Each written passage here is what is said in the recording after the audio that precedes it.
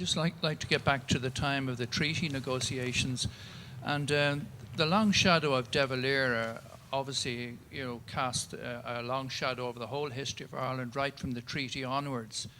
And what I liked, and even then, when he was in power right through the 50s and 60s, he never lost an opportunity to lament the fact that partition was still in existence with the British representatives in Ireland. But what I'd like to ask concerning the treaty negotiations, was De Valera naive in what he was going to expect from these negotiations? Eve, would you like to think about that? Was De Valera naive in the treaty? In his expectations.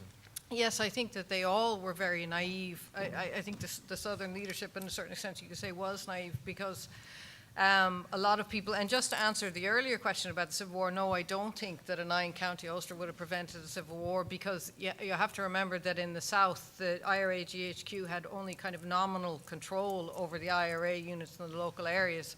And so that there would have been, no matter what government had taken power, that you would have had a certain amount of having to subdue and take control of those areas. Also, because in the South, I don't think partition was as important as it was in the North, and there was a lot of other reasons for opposing the treaty.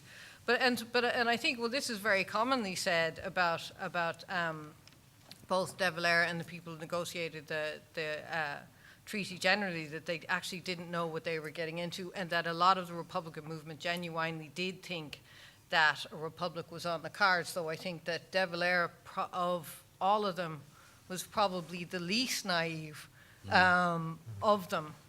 You want to say something? Yeah, I just agree with what Eve said there. I think De Valera was quite conscious, and this is why he avoided going to Downing Street, and I think he probably realised that there would be a certain amount of cajoling from the British administration, and in the end, Collins was one of the chief figures who went there, and I think that arguably he was aware of what would happen, and he didn't want that cross around his neck.